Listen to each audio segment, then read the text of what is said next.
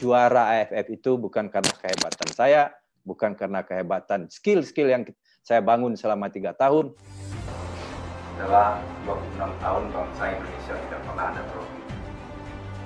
Sekarang kesempatan itu datang lewat pahlawan-pahlawan baru. Jarak 90 menit kalian berjuang dan kalian bayangkan itu terakhir berbunyi kemenangan untuk kita. Siapapun yang main, yang tidak main, kembali lagi mata kami sama. Tibalah saatnya pada turnamen yang akan memberi banyak kenangan kepada Bumi Pertiwi tersebut. Sebanyak 20 pemain dibawa Indra untuk mengarungi turnamen tahunan tersebut. Ke-20 pemain itu merupakan yang terbaik dari hasil seleksi yang dilakukan oleh Indra Syafri. Indonesia sebagai tuan rumah tergabung di grup B bersama Vietnam, Thailand, Malaysia, Brunei Darussalam, dan Myanmar. Indonesia mengawali turnamen dengan sempurna. Mukhlis Hadining dan kolega menumbangkan Brunei dengan skor 5-0. Kemenangan itu memicu semangat Garuda Muda untuk terus kibarkan bendera merah putih di tiang tertinggi. Pada laga selanjutnya, lewat pertarungan sengit, Indonesia berhasil mengalahkan Myanmar dengan skor 2-1. Setelah kumpulkan 6 poin dari 2 laga pertama, nasib naas didapat Indonesia pada laga ketiga, menghadapi Vietnam yang difavoritkan juara. Maldini Pali dan kawan-kawan tumbang 1-2. Padahal Indonesia lebih dulu memimpin lewat gol Evan Dimas di menit pertama. Namun kekalahan itu segera dilupakan Indonesia. Dengan mengusung permainan umpan-umpan pendek 1-2, Indonesia mengamuk pada pertandingan keempat. Lawannya Thailand yang sudah 2 kali menelan kekalahan pada laga sebelumnya, disengat oleh 3 gol Evan Dimas. Pada laga terakhir fase grup yang menentukan, Indonesia berjumpa Malaysia. Hasilnya Indonesia hanya bermain imbang 1-1 dengan Harimau Malaya. Kendati demikian, itu sudah cukup mengantarkan Indonesia ke babak semifinal sebagai runner-up grup di bawah Vietnam. Timor Leste yang di luar dugaan mampu keluar sebagai juara grup A menjadi lawan Indonesia. Mendapat perlawanan sengit, timnas U19 sanggup melewati tim dari arah timur Indonesia itu dengan kemenangan 2-0. Lolosnya Indonesia ke partai final disambut penuh gairah para supporter merah putih. Mereka berharap pasukan Indra Syafri dapat mengharumkan Ibu Pertiwi. Di partai final, Indonesia kembali menghadapi Vietnam.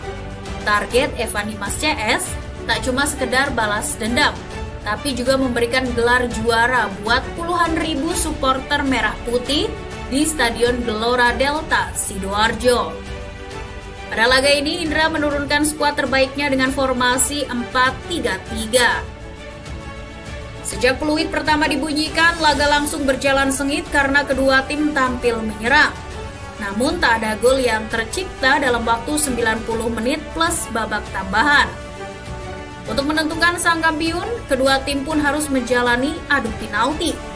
Pada momen inilah ketegangan menyelimuti Indonesia. Tidak hanya para pemain, namun juga para supporter di penjuru tanah air. Drama adu penalti berlangsung begitu dramatis. Tercatat sampai ada 9 pemain dari masing-masing tim yang menjadi penendang. Hingga pada akhirnya asa Indonesia merebut trofi AFF membumbung tinggi ketika eksekutor ke-9 Vietnam, Pham Duc Huy, gagal menunaikan tugasnya dengan sempurna.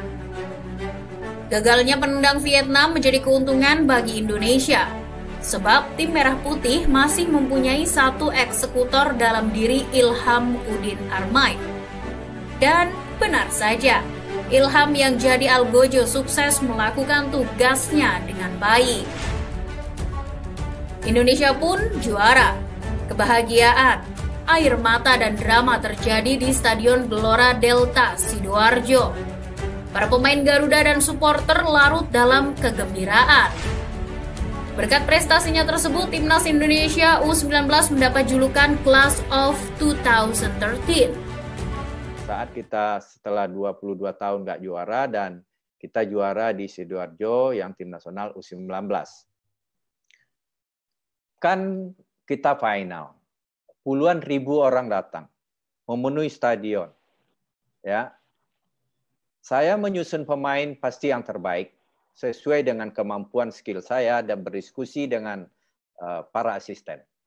Bahwa pemain yang kita turunkan di menit pertama sampai babak pertama berakhir namanya ini. Terjadi pergantian babak, saya mengganti pun dalam kapasitas skill saya ganti. Dan saya pilih pemain yang sesuai dengan skill yang dibutuhkan di dalam pertandingan itu. Satu-satu ya pertandingan. Dilanjutkan 2 kali 15 menit. Dengan sombongnya saya harus ganti ini, saya harus ganti ini untuk mencapai kemenangan itu. Skill juga landasannya. Masih draw. Akhirnya berlanjut ke penalti di malam itu. Sebelum final itu, saya sudah menyiapkan skill mereka dan melihat mereka di Stadion Jenggolo, latihan penalti, hampir 3 hari kita latihan penalti, karena kita mengantisipasi kalau terjadi penalti. Dapatlah 8 sampai 10 pemain terbaik yang akan melakukan tendangan penalti. Namanya 1, 2, 3, 4, 5, sampai 10. Di situ tidak ada nama Ilham Udin Armain. 5 penalti berdasarkan skill mereka, saya urut dari hasil latihan itu tadi. Apa yang terjadi? Masih draw. Yang ke-6, saya tanyakan siapa yang mau ke-6. Dia tendang, masih draw. Yang ke-7 juga saya yang menentukan. Masih draw. Saat ke-7 itulah yang saya maksud dengan spiritual. Di situ masih bisa dilihat di YouTube, saya sujud syukur merendahkan diri, Tuhan maafkan saya. Saya tidak punya kemampuan lagi Tuhan untuk menentukan penendang ke-8. Saya ingin membahagiakan bangsa saya. Dan saya ingin tidak mengecewakan yang puluhan ribu orang di stadion ini Tuhan. Dan saya ingin mewujudkan doa-doa ibu saya berguna bagi keluarga dan bangsa. Sederhana doa saya, tapi dengan betul-betul khusyuk penyerahan diri saya. Tidak pakai Rabbana atina fid dunya hasanah, nggak pakai. Saya nyambung. Apa yang terjadi coba? Ilham Udin tadi yang secara skill tidak masuk 10 besar penendang, dia minta menendang waktu itu. Bayangkan. Tapi tetap ada setan di situ. Indra, masa sih Ilham yang menendang? Di latihan aja nggak masuk. Nah ini, makanya saya sering implementasi di sepak bola ini, banyak saya belajar agama di situ. Bagaimana ikhlas, bagaimana iman. Di situ saya benar-benar, enggak. Saya sudah diberi petunjuk ini adalah Ilham adalah penendang yang ditentukan oleh Allah Subhanahu wa taala. Dan saya tidak pernah bergeser sedikit pun hati saya. Apa yang terjadi? Semua teori-teori tentang olahraga, tentang teori penalti, nggak ada yang dipakai satupun. Dia taruh bola, dia mundur 2,5 langkah, dan dia menendang dengan berjalan. Bagaimana tuh pergulatan saya menghadapi situasi yang saya itu. Dan di situ, ini pasti nggak masuk. Ini pasti nggak masuk. Tapi saya bilang, gampang bagi Tuhan untuk memasukkan itu. Nah, ini yang dimaksud saya spiritual itu. Dan Ilham melakukan tendangan, dan bola kena tiang gawangan, dan masuk ke dalam. Luar biasa waktu itu. Dan itu bukan karena skill. Bukan saya yang menunjuk. Makanya saya bilang, juara AFF itu bukan karena kehebatan saya, bukan karena kehebatan skill-skill yang saya bangun selama 3 tahun, tapi karena Allah Subhanahu wa taala. Mohon maaf, saya bukan kiai, saya bukan ustadz, tapi pengalaman pribadi yang saya ceritakan. Terima kasih. Assalamualaikum warahmatullahi wabarakatuh.